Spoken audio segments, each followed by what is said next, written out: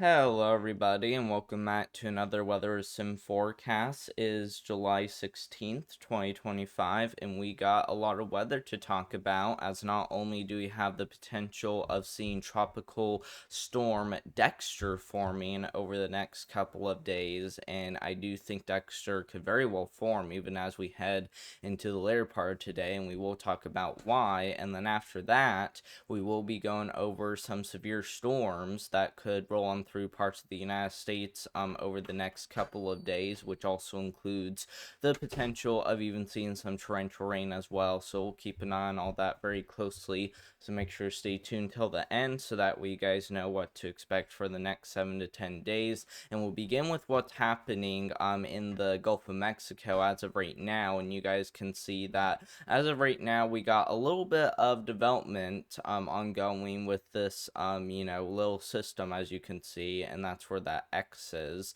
It's getting ready to come off of Florida, and it will likely cause some pretty big problems as it starts to move into the Gulf, and this is mainly given the fact that we could see it develop into Tropical Storm Dexter, like I said. So that will be something to watch for very closely, and you guys can see that here on satellite. Dexter has a lot of this organized showers and even some thunderstorms ongoing. You guys saw that the system, which is where the X was over here, which is pretty much where that low was, and so we know that there's a lot of showers and thunderstorms already bubbling up east of it, and where you see these other showers and storms bubbling up, especially the ones that just passed Florida. Those are the ones that eventually are going to form into potentially a tropical system, like I said. So we are going to keep an eye on it very closely, as there is the potential that we could see some pretty big landfall.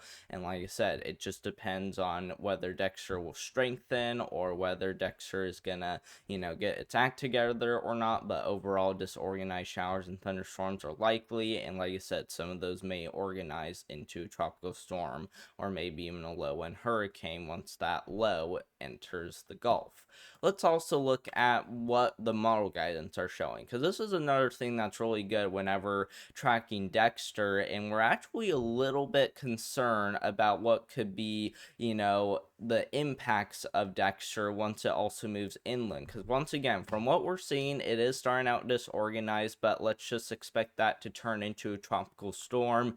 It will likely move into areas in New Orleans, and then most of these models are showing it curving around. But the question is, will it go up here towards Kentucky and Tennessee, or will it go over here towards areas of the Carolinas, or will it even go over here towards areas of the plains? There's a lot of uncertainty from what we're seeing on the models right now. I think the best answer is we will definitely see Tropical Storm Dexter once again form, but I think once it makes it, let's say, to Arkansas, I think there's a pretty good chance that Dexter will die down, because with Dexter only being a tropical storm, it won't really have a whole lot of energy to last well inland. So like I said, I think that's going to be more the case right there, where Dexter comes on into land, and then like I said, I think once it reaches Arkansas, that's when Dexter is really going to start to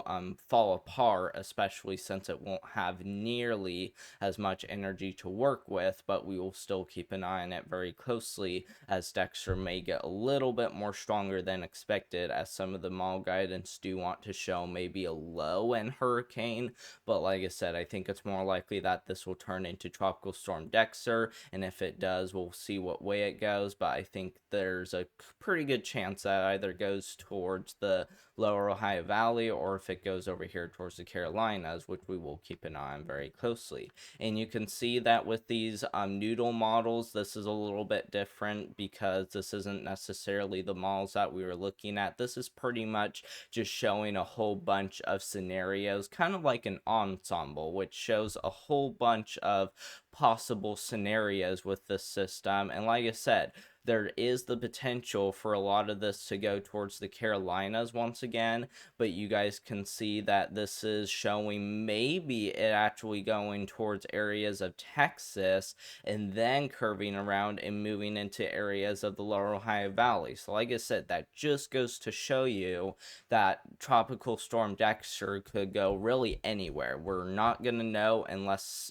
Dexter starts moving inland, because that's when we'll know a little bit more detail about what to expect. But like I said, right now, I think Dexter will definitely form. And like I said, I think there's a pretty good chance that we see it go one way or the other. But like I said, there's a whole bunch of scenarios that we could experience. But the least I can say, though, is that Dexter will definitely cause some impacts farther inland.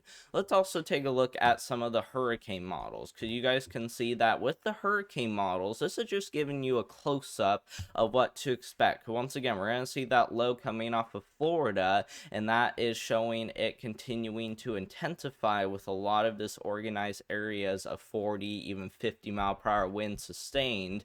And you guys can see that a lot of that continues towards Louisiana, and that will eventually, like I said, move northward. But the question is, will it go towards the Carolinas? Because this is where the disorganized areas of showers and thunderstorms are, and that's where you see that blue on the map. That's going to be that low, and you guys can see that that low will continue eastward. Now keep in mind that a lot of these gusts that you're seeing up here are those regular showers and thunderstorms. Like I said, a lot of the stuff from Dexter is really just going to be down here.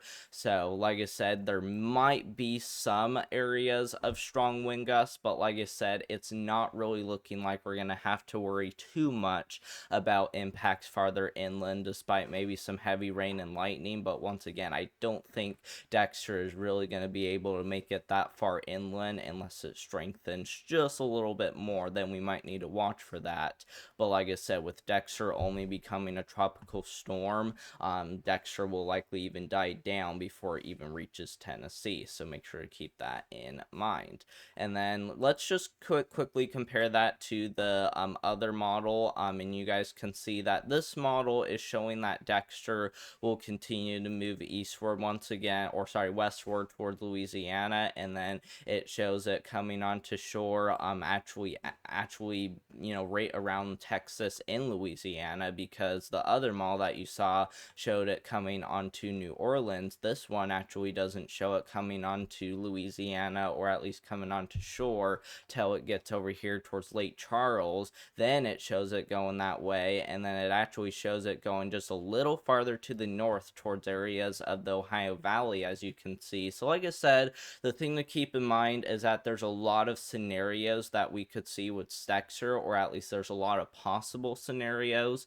But like I said, with Dexter only being a tropical storm, I'm just gonna say this one more time, with Dexter only being a tropical storm, it's not likely that Dexter will even make it up towards Tennessee, but it could still have some disorganized showers and thunderstorms with it.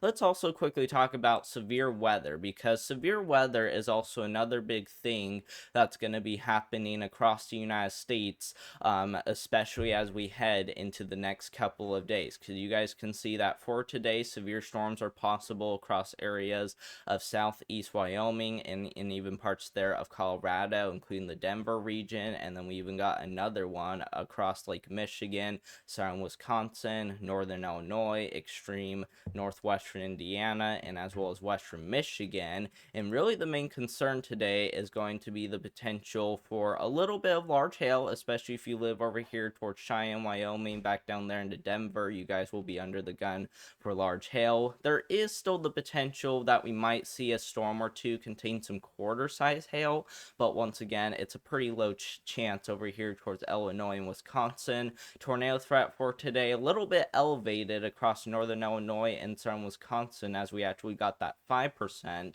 but we still can't roll one out over here towards Cheyenne, Wyoming, and even over there towards Denver, Colorado. And then I think the biggest concern overall, especially with this marginal risk, is going to be for those damaging winds. So we will watch it very closely, but the least I can say, though, is that it is going to be, a little bit, less favorable compared to what we had the few the last few days. And what I mean by that is that not all the ingredients are going to be in play, but we will still keep an eye on it closely, as a few tornadoes cannot be ruled out over here across northern Illinois, southern Wisconsin. And like I said, I think the bigger concern is really going to be those damaging winds. Let's also look at tomorrow as well. Tomorrow we continue to see severe weather persist into areas of the Ohio Valley, as we're going to continue to see that cold front come on in. And same goes as we even enter day 3, because day 3 is going to be another day to watch for. Even though we don't have a severe weather threat right now, I think that could very well change, so we'll watch that. And so, like I said, make sure to keep that in mind, as severe storms are definitely looking possible. Let's quickly go over the flooding. This will be the last thing in the video, by the way, because we just talked about a lot, and the last thing I want to go over is the flooding. Today we got two areas to watch for. We got one across mid-Atlantic, another one across the plains, and we actually got a third area now just added to areas of the Great Lakes and even parts there of the upper Midwest. So make sure you guys are getting ready for flash flooding, as some of the storms may contain some torrential rainfall. And same as we get into tomorrow, especially once Tropical Storm Dexter, if it forms, moves on into areas of Louisiana, and that's actually where we start to see that moderate risk come in play, especially once we get into our Friday, because that's when Tropical Storm Dexter is expected to make landfall. And then after that, we actually see another day for slight risk for flash flooding across Louisiana once again. And then after that, once again, I think Dexter will die down before it reaches Tennessee, but it's still something that we're going to keep an eye on closely, as flash flooding is still going to be possible. But thank you all so much for watching. I hope you guys enjoyed today's video. Make sure to subscribe to the channel, as we will continue to keep you guys up to date with the latest, especially with Tropical Storm Dexter that is expected to form over the next couple of days. And once again, we will be keeping you guys up to date, even with the flooding and as well as the severe weather. So consider turning on all notifications, and also make sure you're subscribed to the channel as well. We really do appreciate it, and I hope you guys have a great rest of your Wednesday out there, and I hope to see you guys in the next one. Thank you all so much for watching, and goodbye.